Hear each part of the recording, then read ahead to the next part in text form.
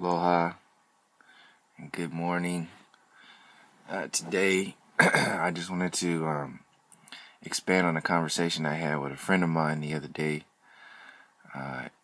I just told him about flat Earth within this last week and a half, and he had been pondering on it for a while, and we got into this groove of conversation to where I was just kind of going off on my perspectives of stuff and starting to get into the metaphysical side of how I see that I haven't shared yet or completely shared my personal thoughts on it, because basically he was just like, all right, well, I see that it's not flat or it's not round, so what is it? And then what are the planets? What are the stars? What are the moon?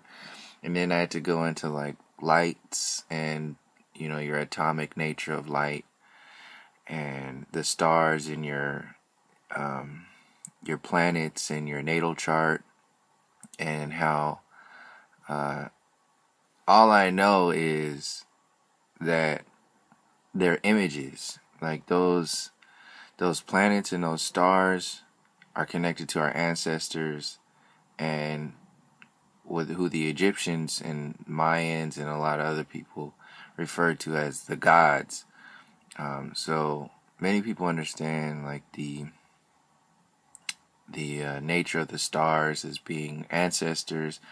So I was coming from that perspective, and coming from the perspective of light and being alive or in a physical state, and the death transition, just like the birth transition, and then really going into, okay, but he was really focusing on, but what is, when I look up and see Mars or Saturn or whatever it is, and well, what do you see? And for me, what I see is definitely an image of light, and I know that energetic expression is connected to my body, all my bodies. So all of the planets, how I was explaining to him, which is kind of how I interpreted myself internally. So this is just how I'm seeing things. But being representations of yourself. So Venus has archetypes, characteristics. Mars has archetypes and characteristics. Saturn has characteristics and archetypes. Uranus, Jupiter, Mercury, all the planets have our light, solid state, light source archetype characteristics. And we read these examples or archetypes within our bodies. We fluctuate within time, during certain times of the year, or during certain alignments. Our bodies, our experience, our interactions, our emotions fluctuate, just like the moon affects us in certain ways. That's a light source. The sun is a light source. If you don't have enough sunlight, then you're going to be going into a depressive state, because you're not getting your direct light source, your life force energy to bring you up. So you're kind of just really in a dark time, or for an artistic perspective, you're just in a dark time or whatever. But so I was just pretty much explaining. He was like, so what's out there, and then how I see the dome, and because I was explaining, all right, the Earth plane is a plane of existence instead of a planet, which we've been told in order to maintain or create an idea, so they can add other artificial ideas onto to make themselves look superior in a sense. based upon artificiality. The ancient cosmos of like the Mayans and the Egyptians, I wanted to come from those perspectives because they existed in like the golden times, the golden age time. So what were they talking about as far as our relationship to the stars? And I hadn't completely gone into it to the depths myself, and with a flat Earth eyeball. I just really had been kind of really sharing my perspectives on like my intuitive kind of feeling of things, and then I would go back and be like, whoa, this is exactly like what I was feeling or picturing in my head. So I guess I'll share a dream. Like I had a dream. The only dream I've referenced a dream that I had in another one of my videos where I didn't see the flat Earth, but this was my most like lucid state to where I was in a flying dream, and I flew. I was in a dream, so I was standing just like in a regular dream, and then I became really lucid, and I knew that I could fly. So I didn't really want to fly anywhere laterally. I was like, well, let me just see. I was so lucid, and I was just so pumped up. I said, let me see how far up I can go. So I remember flying, and I didn't have to do my like little doggy paddle that I usually do to keep my like center being going like you do when you're swimming. And then after a while, it just kind of like turns into regular like float flying, and then you can just fly with your mind. At least that's how I do it. When I lose it, I gotta catch myself with like paddling like I'm swimming, like first swimming. Anyway, I didn't have to do any of that. I just thought about flying, and I flew, and then I was just like raised up off the ground and went up in the sky. And I remember going through like layers. So the first layer was just like seeing the distance between me and the earth plane. Then I went up into the clouds. Then I went up into like it was like lighter layers of blue, and then darker layers of blue, dark layers of blue. And then I had my hand above my head, and I started to see like blackness outside of the blue, and I kind of slowed down my my flight speed and kind of paused there for a second. And I wanted to look down, but I kept looking up, like I want to go through that. Like, what is that? And I put my hand up through the darkness, from the blue into the darkness, and it got a little cold there, and I experienced a little fear. But mind you, I'm still like lucid, really lucid as it can be. So every kind of emotion or everything is very obvious to me. So as soon as I put my hand through there, I got cold, and I was like, wait a second. I'm like still dreaming. Like, what am I scared of? And then as soon as that thought came through, the rest of my body flew through that blue to dark space, and I kind of blipped out of that dream and woke up into another dream where it was in this like cloud city. It was just like which was similar to a DMT experience I had a couple years ago. And I was just in this, just imagine if all the clouds were on the earth plane, and then there was like the constant lighting was sunset light. It was just like a sunset lighting everywhere through the clouds, like those really nice sunsets and really nice cumulus clouds. So it was like walls and land of clouds and that whole thing. And then I just remember being very, very quiet and very, very peaceful. And once I was like very quiet and peaceful, then I started to realize, shit, I'm up here by myself. Like I'm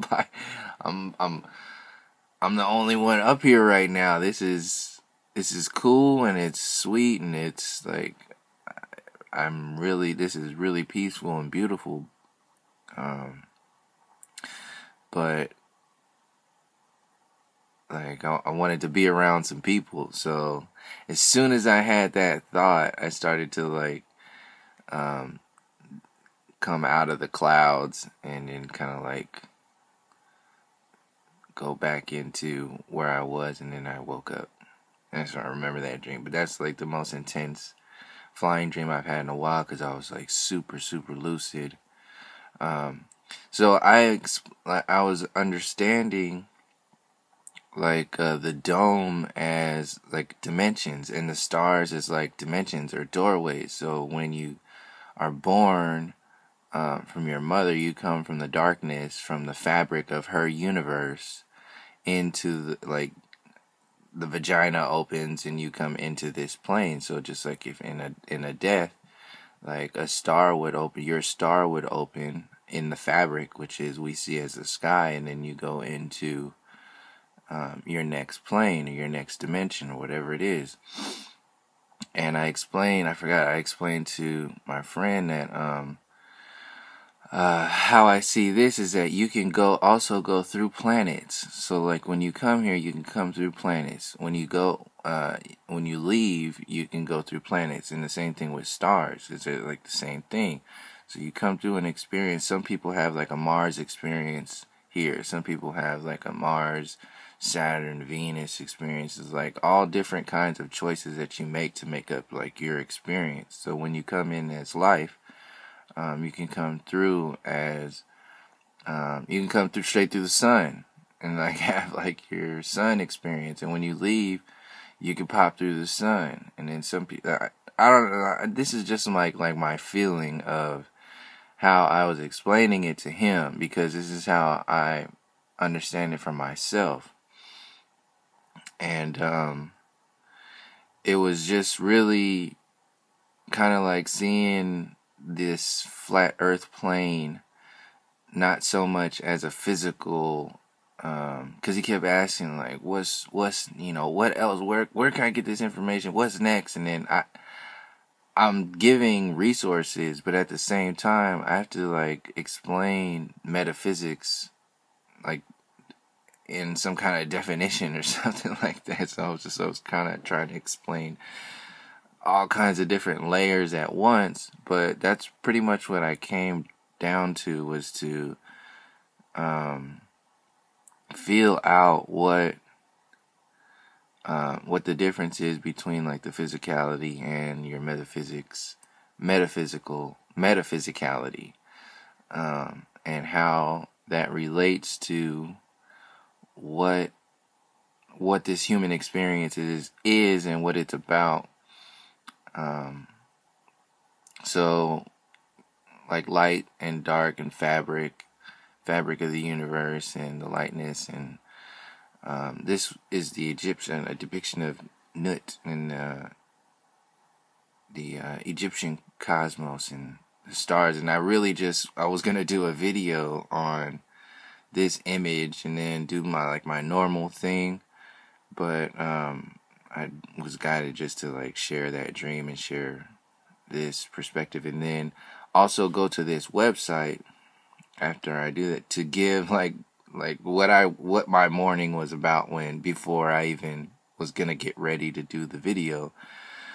I was only looking for this image, and then I was gonna go do my regular thing, but I went on this website. Someone told me to go on this website and then start looking at the cosmos, and I did.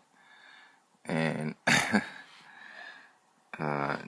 it's really cool. So this is EgyptianMythology.org, and this is the ancient Egyptian cosmology part of it. So I'll just kind of breeze through, and then you can like pause it or whatever to read the whole thing. But I'll read some parts. But the first thing, right off the bat, the ground was a more or less flat disk. Okay, so first of all, what did the ancient Egyptians perceive to be constituent parts of the cosmos, and how were they organized? The ground was a more or less flat disk that floated upon Nun, the primordial ocean from which creation had begun in time immemorial, and out of which the Nile continued to flow. The sky was a solid dome-shaped thing, and was often said to be the belly of a goddess, typically Nut or Hathor, whose body arched over the earth, with her feet on one horizon and her hands on the other. Her midsection was held aloft by the air god Shu. The stars glimmered on this goddess's belly. So, that picture that I was showing was that. And I was gonna explain what I just explained, like the dream, and how I was explaining that to my friend about the stars and the planets, and going through, and then like outside of the dome, and this being a flat earth plane, and then you got the earth experience, and then the underworld, and then the whole transition of it all. And yeah, so I was going to explain all that in the video, and then I went on the Egyptian cosmology, and it was like, oh, well, this was it already. And so I figured I'd just read this to finish it out. So beneath the surface of the earth, within the waters of Nun, just above them, was the underworld, Duat. Duat was where the sun, and accordingly the sun god, who was by turns imagined to be Ra, Atum, Kefra, and or Amun,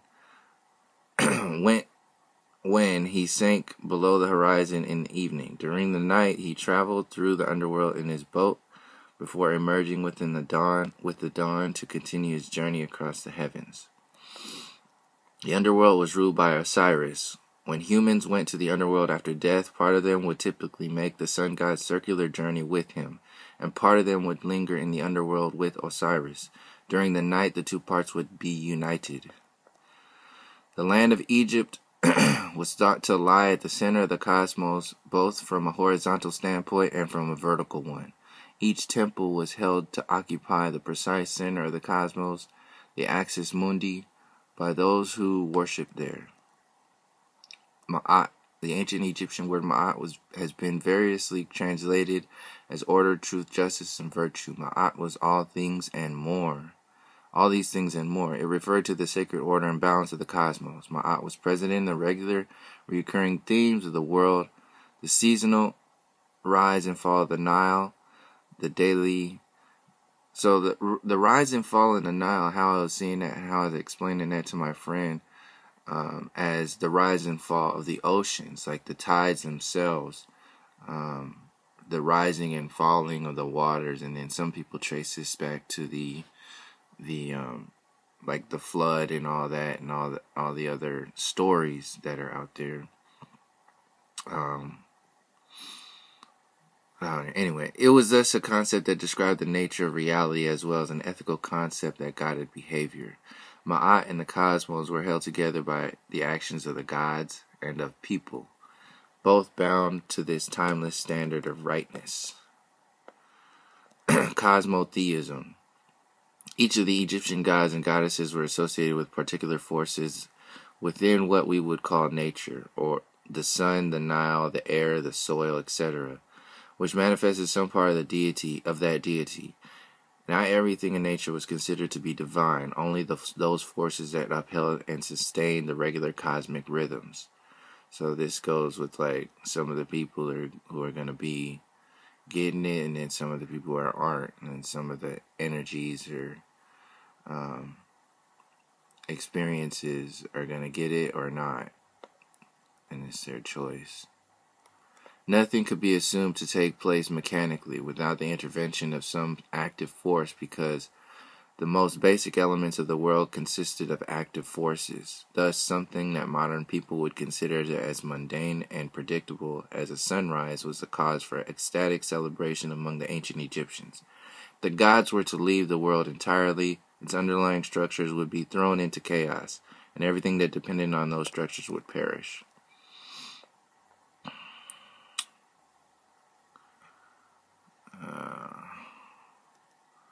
You can read that. There was something else I wanted to read. Time, yeah. Today we tend to think of the universe as something that exists primarily in space and only secondarily in time. For the ancient Egyptians, however, it was the other way around. Osman's remark above about the cosmos consisting of a drama of the acts of the multiplicity of deities that lay at its heart have already hinted at this view. To round out the picture, let's consider the ancient Egyptian view of time in relation to cosmology.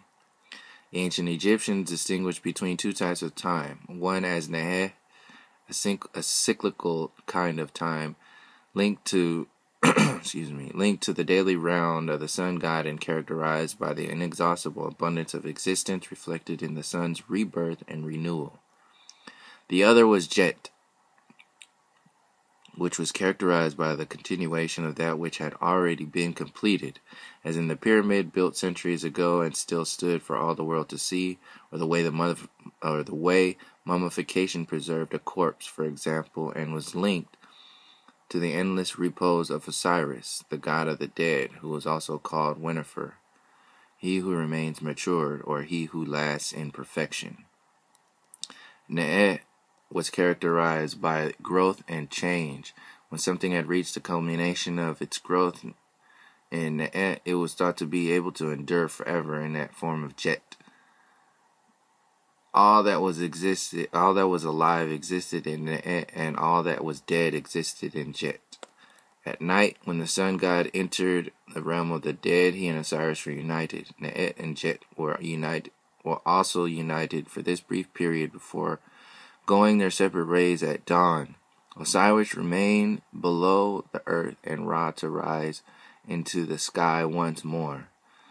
Together, Ne'eh and Jet, life and death, the sky and earth accounted for and contained the cosmos, everything within it.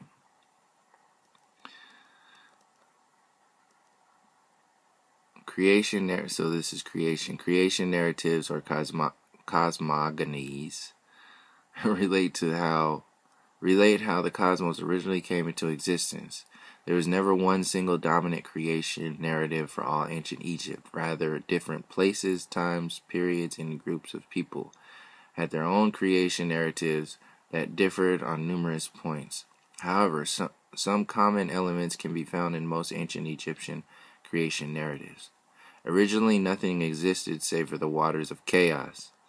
Out of this churning ocean of formlessness, the first form arose. This was a pyramid-shaped hillock called a benben at the top of the pyramid, or tatanen, of deposited silt, a kind of hillock one might find along the Nile after a great flood.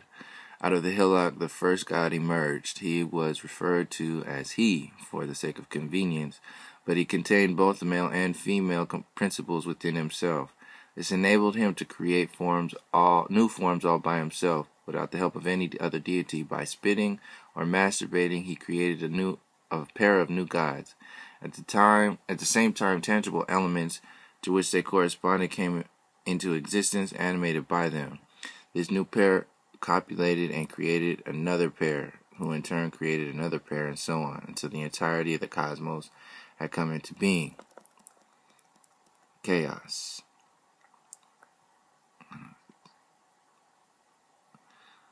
No discussion of a cosmos would be complete without some consideration of that which the cosmos was defined against, namely chaos. For the ancient Egyptian, chaos was both hostile and fruitful and regenerative. It was nothing in the sense that it was no particular thing. It was utterly undifferentiated. It was a realm that transgressed the boundaries of the cosmic order in often terrifying and malevolent ways, exemplified by the snake Apophis, and to a lesser degree, and in more ambivalent capacity, the god Seth. And yet it contained everything in the cosmos and in potential state within itself. Chaos was a source of limitless creative potential, which was exemplified by the cosmos arising from its plenitude, in the first place. The dead, including the sun god at the end of his daily journey, had to go back into the underworld and therefore, in an important sense, go back into chaos in order to be reborn. So these are those references. And the website, once again, is EgyptianMythology.org. But these mythologies, these cosmic cosmologies relate, are very similar to the Mayan cosmology. And once I find that again, then I'll go ahead and share that. But I really wanted to share that perspective, and also share that dream, and kind of get the conversation going into what's next. What's next is also dependent on what was already. So a lot of people are talking about what is right now. Oh yeah, I see this and I see this and I don't see this, but a lot of these answers or understandings of what's next and all this stuff in a power state instead of a codependent, hopeless state of being somebody else or some other group of entities depicting your next steps. If we understand what steps have already been taken that relate directly to this earth plane and directly to our experience, not just today, but in the other times that this has been understood, then we'll see more clearly what those steps, what kind of steps we could be taking and moving just from what's already been done, and learn from them at the same time. So I just wanted to share that, and yeah, thank you for joining me. Until next time, peace, love, harmony.